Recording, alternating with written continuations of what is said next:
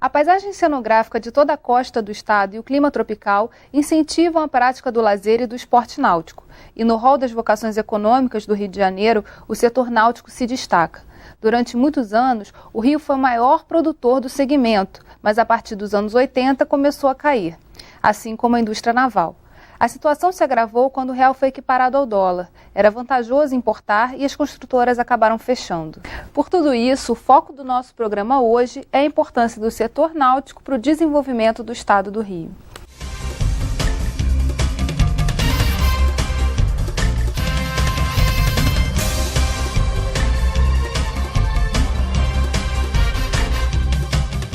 Para conversar sobre o potencial do mercado náutico, convidamos o presidente do Sindicato das Marinas, Antônio Carlos Lobato, da Marina Verome, e o diretor da ACOBAR, Associação Brasileira de Barcos e Implementos, o professor Ronaldo Fazanelli Miguez, engenheiro naval e consultor do Polo Náutico da UFRJ, e o diretor da revista Velejar e Meio Ambiente, Antônio Luiz de Souza Melo. Primeiro vamos acompanhar a visita que a nossa reportagem fez ao Polo Náutico da Universidade Federal do Rio de Janeiro.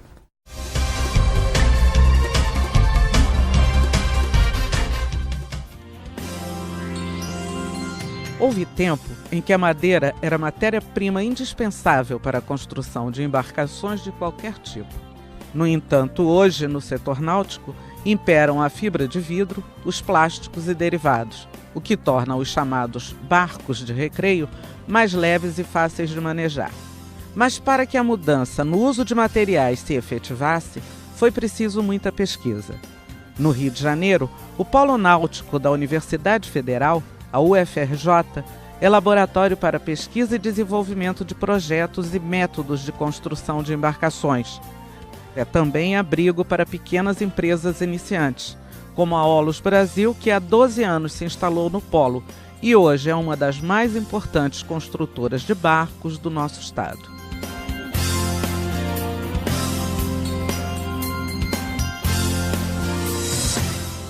Esse barco aqui é o Ding, ele é um barco à vela para 2 pessoas.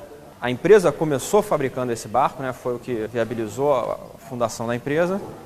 Já foram vendidos mais de 600 barcos e continuamos produzindo ele. É um barco 100% nacional. Ele é feito em fibra de vidro e com espuma de PVC em alguns lugares críticos.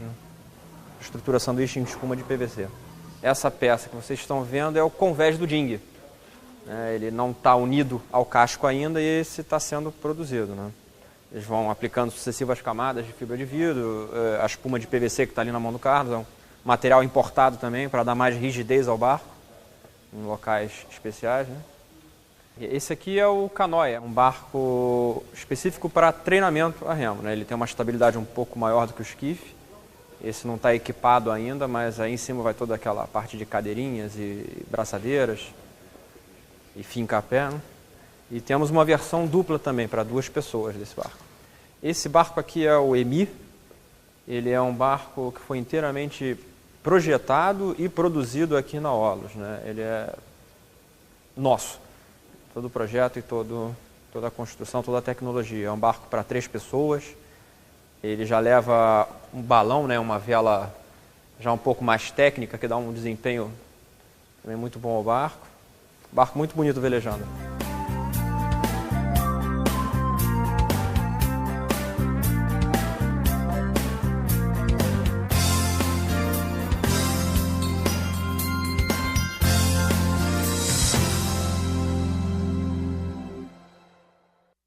Bem, eu vou começar fazendo uma pergunta para os 3. Em fevereiro de 2009, o governo do estado reduziu o ICMS de 25% para 7% para o setor náutico. Já é possível sentir os reflexos dessa diminuição do ICMS? A Marina Verome, na realidade, além de marina, ela é um polo náutico. Eu tenho lá 72 empresas instaladas, das quais 6 são estaleiros. Já existiam 5. Veio um 6º em função dessa redução do ICMS e está vindo mais um agora por reduções. São estaleiros grandes que estão vindo. Em termos de Brasil, estão vindo os maiores e está vindo um estrangeiro muito grande também para se instalar lá, bastante em função, talvez bastante em função dessa redução do ICMS e das reduções também que a prefeitura, que o município de Angra também nos dá. As empresas que se instalam lá, além de não pagam também nem ISS, nem IPTU. Isso já é uma boa vantagem. Aí já tem o ICMS, que é 7, que já veio para 7, que na realidade ele vira 0, porque com os créditos das compras dos materiais, você se acredita e ele vira 0. E com esse IPI também, que virou 10, aí a gente está bastante competitivo com o mercado internacional. Mas a gente ainda quer mais. Pois é, o quê? Nós queremos uma coisa que é simples de fazer. A gente quer isonomia com a indústria naval. Por quê? Eu tenho lá dentro, construindo barcos, vamos dizer, considerados setor náutico, que são os barcos de lazer, e eu tenho barcos de serviço que são do setor naval. Esses pagam 0 de imposto e nós pagamos, vamos dizer, com as cascatas todas, vai a 60%. É uma diferença muito grande. E uma fábrica do lado da outra. A gente fala na abertura do programa sobre o fato do Rio de Janeiro já ter sido o primeiro lugar e ter perdido essa posição a partir dos anos 80. Era legal dar esse contexto histórico, assim, o que aconteceu para perder tantas posições e como é que está acontecendo essa recuperação? Aí nós temos que separar em 2 fases, né? Na época em que assumiu o Collor, foi a época em que todos os estaleiros praticamente faliram no Brasil, os estaleiros de náutica, vamos dizer assim, né?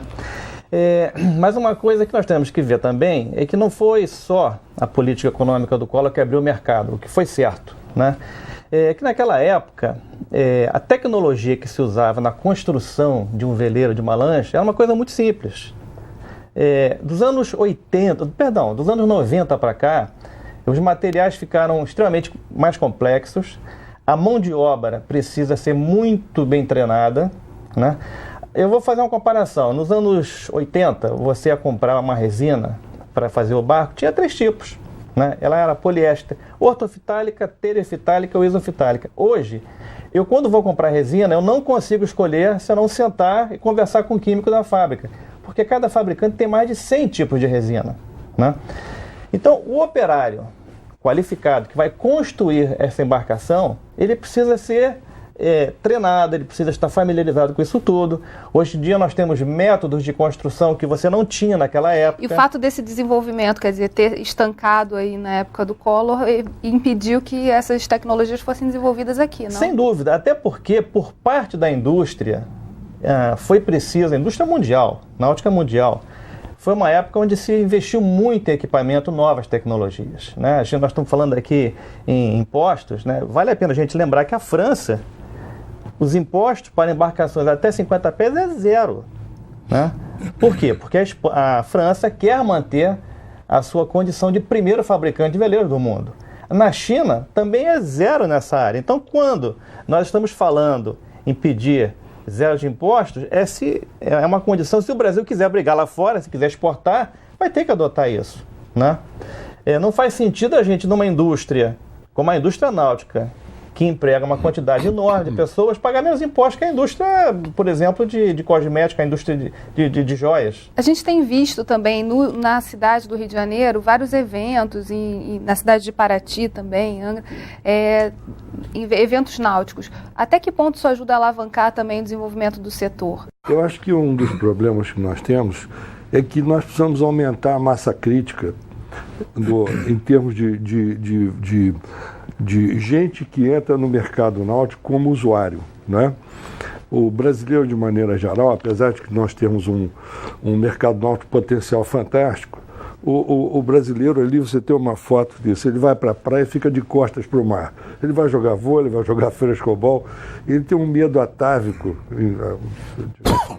de ir para o mar, mas isso está mudando. Talvez em função das conquistas dos nossos principais velejadores, que mundialmente conhecidos, então os brasileiros também despertam para isso. A garotada está indo para os barcos e os eventos têm esse condão de divulgar essa atividade que é extremamente prazerosa e educativa e que abre uma quantidade imensa de empregos, que isso a gente pode ver justamente nesses eventos. A Acobar tem um dado que diz que a indústria náutica ela abre 7 empregos diretos, mas o professor Fernando Amorim, do Polo Náutico, chega a 70. Você tem carpinteiro, laminação, instalação elétrica, instalação hidráulica, né? Pintor, estofador, um especialista em eletrônicos, ferragens especiais de convés, vela, motor, gente que fabrica só quilha, equipamentos diversos. Aí você abre uma linha imensa que você chega facilmente a um número muito, muito alto de pessoas que podem depender desse mercado. Eu chego ao absurdo de falar de um cara que fabrica quentinha.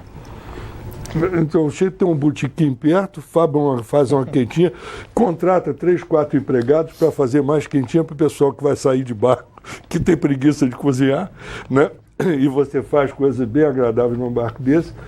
Se esse mercado quebra ou se ele reduz a sua atividade, alguém vai embora lá na ponta, com né? certeza. Você nem imagina. Após a fabricação, um barco agrega uma quantidade enorme de empregos. É o meu caso, é a marina onde ele vai guardar o barco. Exatamente. É o marinheiro que vai cuidar do barco, é o mecânico, é tudo completamente diferente de um sofá. Que o sujeito comprou o sofá, botou na casa dele e acabou. Não mexe mais no sofá.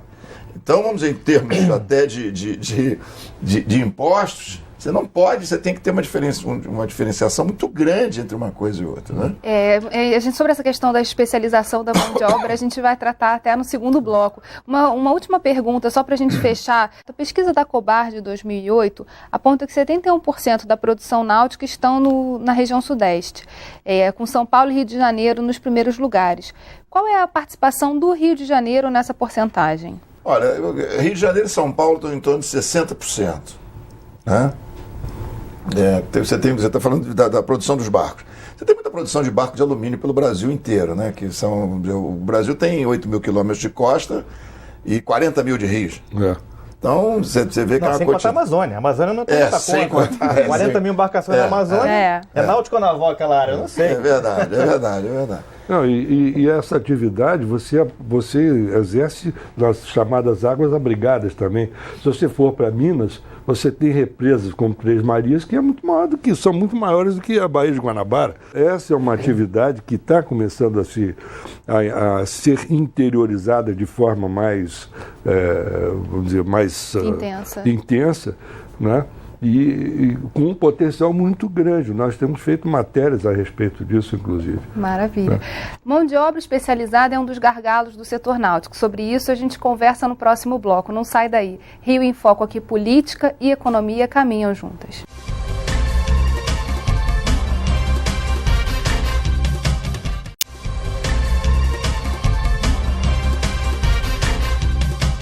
Um dos maiores problemas de todos os setores de produção, não só no Rio de Janeiro, mas em todo o país, é a oferta de mão de obra especializada. Vamos mostrar agora um centro de formação profissional para a indústria náutica.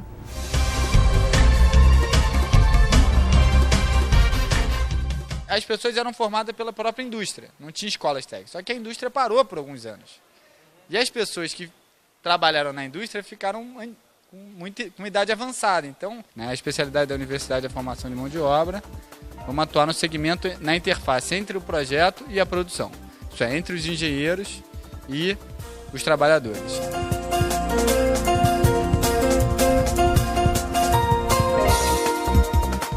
A idealização veio de um programa do CNPq. Isso tem 2 anos. A gente começou a elaborar o projeto, discutir. Percebemos que a perspectiva é assim, vamos formar alguém que saiba fazer a interface entre o projeto e a produção, esse cara tem que saber da produção. E a gente percebeu com os anos de experiência na atividade de ensino que a lógica tem que ser a atividade do aluno. Ele tem que meter a mão na massa. O aluno vai gerenciar a produção de solda, ele vai ter que soldar. A perspectiva é que o aprendizado parta da prática. Eles fizeram 1 ano de programa de formação com 8 horas por dia, que dá uma carga horária de 1.200 horas de hora-aula. E 600 horas de programa de estágio. Esse é o nível do curso. Eu sempre sonhei em construir barcos, é questão de gosto mesmo, gosto muito.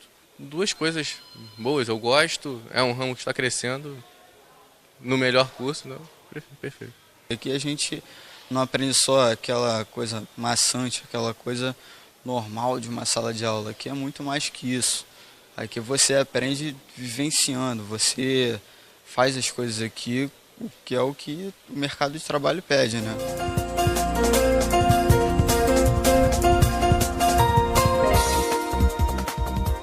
Cheguei ao Polo Náutico para uma qualificação na indústria naval. Sou cria do Tec Naval, né? Acabei ficando e hoje sou instrutora. O Tec Naval, assim que eu terminei de estudar, terminei meu ensino médio, vi que o mercado está precisando dessa mão de obra, que são dos construtores navais, e que a indústria naval agora está em ascensão. Concluí o curso, a gente já terminou o período de estágio, estamos aqui hoje trabalhando no Polo Náutico. Nós estamos no projeto RIB, que é essa lancha aqui de 21 pés. Nós fizemos tudo que é pertinente à construção dessa embarcação, nós realizamos. Pegamos o projeto já pronto, mas houve toda a discussão do projeto também, nós participamos. A parte da produção também somos nós que realizamos, também o pessoal sobe, mexe no programa, nos Rinoceros, para fazer todo o detalhamento do barco. Então tudo que é pertinente à construção da embarcação, que é essa aqui que está atrás de mim, o projeto RIB, nós participamos.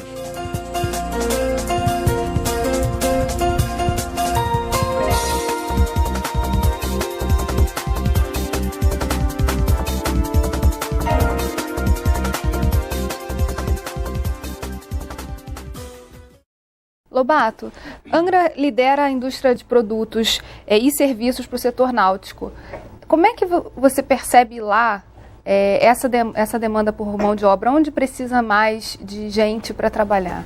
Eu acho que em todos os segmentos. Ele precisa desde a pessoa que trabalha dentro do barco, tanto do capitão, tanto do sujeito que vai fazer, dos funcionários para fazerem as lanchas, pintor, tudo. Nós temos uma promessa de um Cefet lá, da Secretaria de Ciência e Tecnologia. Temos a promessa, ainda não foi concretizada. Agora, quantas pessoas são formadas lá no Polo Náutico da UFRJ por ano e em que setores especificamente? O Polo Náutico ele atua tanto na área de engenharia, formação de engenheiros navais especializados nessa área náutica, como também formação técnica. Nos últimos 2 anos, nós formamos cerca de 30 técnicos por ano, nas áreas de solda, principalmente aço e alumínio, compósitos e na parte de madeira. Até que ponto formar pessoas para a indústria naval e também forma pessoas para a indústria náutica? Porque a gente vê também um grande incentivo nessa área, nesse setor naval. Mas os soldadores técnicos formados para o setor naval são também, atuam também no setor náutico ou não? Dependendo do tipo de barco. Se for um barco de alumínio, o soldador da indústria naval e náutica é meu mesmo, né? Eu gostaria até de fazer um comentário com isso. Muita gente acha que náutica é somente lazer. Na realidade, existe um enorme mercado, que é a parte de serviço, embarcações de serviço e as embarcações de uso governamental. Eu acho importante a gente tocar nesse assunto, porque esse ano nós criamos lá na UFRJ um grupo destinado a estudar especificamente os problemas das embarcações de uso do governo, né? Esse é um grande mercado, onde o Brasil ainda engatinha. Eu vou citar alguns exemplos. O Exército tem mais de 1.000 embarcações só na Amazônia. Quem é que está projetando e construindo essas embarcações específicas para uso militar? Muito pouca gente no Brasil. A própria Marinha tem dificuldade em comprar lanchas de patrulha. Por quê? Porque nós não temos, se na indústria de lazer existem poucos estaleiros, na indústria de embarcações de apoio para o governo nenhuma. Porque geralmente lá fora você tem estaleiros que só produzem para governo. Por quê? Porque a embarcação de lazer ela tem que ser bonita, ela tem que ser leve, tem que ser rápida. A de uso governamental não, ela tem que ser forte, ela não precisa ter um acabamento de primeira, mas tem que ser bem construída, né? Então são mercados diferentes. Então esse grupo que nós criamos lá, ele visa não só estudar os problemas de engenharia, também os problemas de desenho industrial, que é muito importante. A parte de ergonomia. Poucas pessoas sabem que quem trabalha num bote inflável, como os bombeiros, a polícia, as pessoas ficam com problema de coluna de uma maneira muito rápida, né? Porque os impactos são muito grandes. A aceleração dessas embarcações é enorme. Então nós temos esse grupo lá. Inclusive eu tenho até uma boa notícia para dar para você, que o ano que vem vai ser criado o primeiro curso de design especializado em náutica. Está sendo criado lá na UFRJ, no Departamento de Desenho Industrial, não é o Departamento de Engenharia Naval. Então, toda essa atividade complexa nós desenvolvemos no Polo. Com relação à formação técnica dos técnicos que você me perguntou, nós tivemos que adquirir equipamentos muito sofisticados, como, por exemplo, máquina de solda MIG sinérgica. É uma máquina que é o estado da arte em termos de solda, mas que permite soldar uma chapa de 1 milímetro, sem peno, né? Quando nós falamos que o técnico, quando foi mencionado que o soldador da indústria naval serve na indústria náutica, depende do tipo de embarcação, porque na indústria náutica eu preciso soldar chapas muito mais finas. Então é um profissional mais qualificado ainda do que o soldador que vai trabalhar na indústria naval. A formação de um soldador, por exemplo, em alumínio, é uma coisa muito demorada, demora anos, porque ele tem que ter uma sensibilidade na mão enorme, né? Então, esses equipamentos que nós adquirimos, foram inclusive importados da Suécia, é para permitir que os nossos alunos tenham conhecimento, tenham contato com equipamentos do estado da arte, que eles nem vão encontrar na indústria hoje. E como consequência disso, nós estamos fazendo aquela embarcação que você mostrou na matéria, e também acabamos recentemente de fazer umas embarcações para o Exército, em associação com uma empresa aqui do Rio de Janeiro. Foram os primeiros botes que o Exército encomendou, que são de alumínio soldado, chapa fina. Souza Mello, o esporte náutico e os barcos para lazer ainda são vistos como uma atividade muito distante da maioria da população. De que maneira popularizar esses esportes pode atrair também uma massa de trabalhadores, gerar mão de obra para atuar nesse setor? Eu acho que aqui existe um fator que precisa ser pensado. Existe um consenso geral de que esse é uma área destinada a milionários. Quando você pensa em barco, se isso é uma coisa cara, não que não seja, mas não necessariamente isso. Lá fora, os veleiros, por exemplo, não são, apesar de existirem veleiros caríssimos, mas não são exatamente os barcos mais caros, assim como não há lanchas tão caras, né? Está faltando um pouco divulgar mais isso, mas isso esbarra num ponto importante que é onde entra o Lobato, que são as marinas. O acesso ao mar tem que ser facilitado. Obviamente você tem que ter marinas sofisticadas para barcos sofisticados, mas você tem que também popularizar um pouco mais esse acesso. Existem a opção de guarderias, onde você tem locais em praias ou próximos a praias que não são caros e clubes de acesso um pouco mais barato, para que as pessoas possam ter um barquinho como opção. É fácil a gente imaginar que o barquinho está no imaginário popular brasileiro, inspirando poesias e músicas famosas. Todo mundo sonha com isso. Se olha um barquinho, às vezes o cara junta um dinheiro incrível para comprar uma casinha de praia, olha um barquinho passando e diz, um dia eu vou ter um daqueles. Sem pensar que talvez com um investimento mais baixo um pouco do que ele gastou na casa, ele poderia ter um barco com mais vantagens do que ter apenas a casa se ele tivesse uma marina para ter esse barco na marina. Ele não precisa ter a casa. Ele tem um barco, se hospeda no barco e tem um quintal do mundo para visitar. Essa ideia ainda não está arraigada nas pessoas. Isso tinha que ser divulgado e esses são os incentivos que precisam existir. Essa é uma das atividades da Velejar, pelo menos que a gente pretende, né? Marina é questão de logística. Você tem que ter uma marina com uma certa distância uma da outra. E as pessoas gostam de sair, elas não gostam de ficar no mar balançando. Evidentemente, se tiver que passar por um trecho balançando, faz parte. Mas ele sai de uma marina, vai para outra, vai para uma praia, vai para um lugar normalmente abrigado. As pessoas gostam de ter os barcos próximos das suas casas. Então, a logística é fundamental na marina. Nós temos alguns problemas de aprovação de marinas. Além do local, você tem os problemas de meio ambiente, vamos dizer que sempre tolhem um pouco qualquer tipo de pessoa que quer entrar. E outra coisa que eu acho que poderia ser feita também seria, em alguns pontos, o governo providenciar rampas. Para as pessoas virem com seus barquinhos rebocados no carro, aí desce na rampa. Isso é muito comum em qualquer lugar. E a coisa mais barata que tem é o sujeito pode guardar o barco em casa. Então ele teria um estacionamento qualquer para o sujeito parar o carro, vigiado, evidentemente. E aí desce o barquinho e vai fazer o seu passeio por aí. Depois volta, no final do dia pega. Isso é comum, os Estados Unidos tem um atrás do outro, na Europa também. Excelência tecnológica na construção de barcos. A gente vai falar sobre isso daqui a pouco. Rio em Foco, aqui política e economia caminham juntas.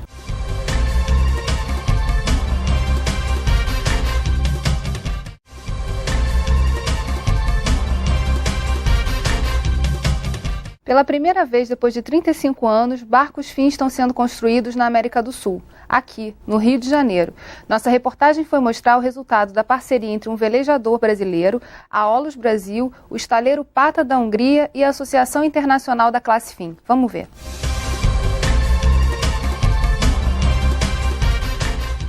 O Brasil tem uma forte tradição, né, em esportes olímpicos, especialmente na vela. A vela realmente é o esporte que mais trouxe medalhas para o Brasil, né, em toda a existência das Olimpíadas. Tá? E esse barco, particularmente, já havia mais de 30 anos que ele não era fabricado aqui no Brasil. Ok? Então, em função dos altos custos de importação desse barco, esse barco, para você ter ideia, só o casco custa cerca de 11 mil euros na Europa, isso sem mastro, sem vela, sem nada.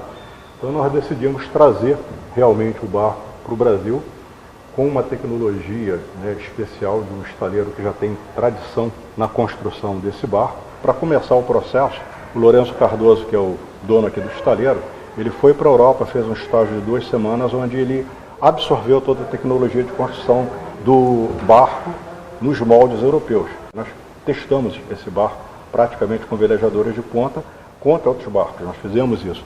E aí, baseado justamente no feedback que esses velejadores nos deram, do que nós poderíamos aperfeiçoar o barco, nós já viemos a 3 barcos desenvolvendo o processo de construção para tornar o desempenho do barco cada vez melhor. Vocês podem ver que o barco ele tem uma técnica de construção bem elaborada, ele tem reforços, né, em fibra de carbono. Toda a montagem do barco é feita de maneira tal que os comandos sejam duplicados. A gente senta nessa parte do barco, e tanto eu posso estar escorando, né, velejando no barco, e todos os comandos estão aqui na minha mão. Estão vendo os comandos aqui na minha mão?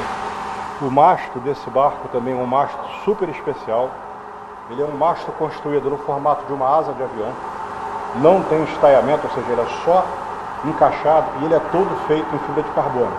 Nós acabamos de aprovar um projeto com a FAPERJ justamente para nos ajudar a financiar o desenvolvimento desse mastro, que é um mastro que envolve muita tecnologia. O fabricante desse barco só existe na Europa, não existe nem no Brasil, na América Latina, nem na América do Norte. Nós temos um acordo com o fabricante dessas formas, que é a Pata da Hungria, para nós focarmos a nossa venda aqui a nível de América Latina e América do Norte. A tecnologia hoje de construção desses nossos barcos, ela é totalmente nossa, desenvolvida, né, aqui no Brasil, de forma tal que a gente tenha o melhor desempenho possível para o barco.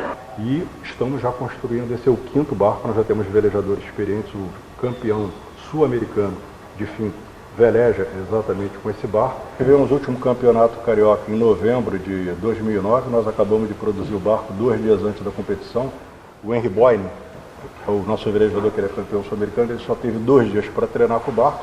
Foi a competição onde participaram 12 barcos do Rio e de São Paulo. E nessa competição foram 7 regatas e ele venceu 5 das regatas. Então, que demonstra claramente, né, qual o nível. A intenção é promover cada vez mais a vela olímpica e o fim, que nós vamos ter uma Olimpíada aqui em 2016. Então, o nosso objetivo é fazer com que cada vez mais nós tenhamos velejadores de ponta e sejamos competitivos, e a ideia é trazer essa medalha olímpica para o Brasil aqui em 2016. Professor Ronaldo, um barco como esse leva quanto tempo para ser construído? Um fim? Vai depender da capacidade do estaleiro, mas é uma embarcação trabalhosa. Eu imagino que um prazo de uns 20 dias. O Jorge fala ali da possibilidade de incentivar o crescimento da classe FIM e da exportação. O senhor acha que isso é viável a médio prazo? Eu diria que sim, mas tudo vai depender do preço. Nós temos problemas que a indústria europeia e americana não tem, né, de taxação excessiva do trabalho, os impostos, mesmo quando não cobrados em cima da embarcação, em todos os insumos, toda a cadeia você paga impostos. Então, temos que ver se no final o preço dele será competitivo. É bom lembrar também que a China atualmente resolveu investir pesado em cima da indústria náutica. Nós temos até o caso de uma forma de um veleiro de 25 pés, que era produzido aqui em São Paulo, foi para a China, produzido lá e vendido para cá. Então, a gente não pode esquecer esse tipo de problema. A competição é mundial, né? Hoje em dia, se você não pensar no mercado global, é bom nem começar, porque o seu mercado é o mundo, né?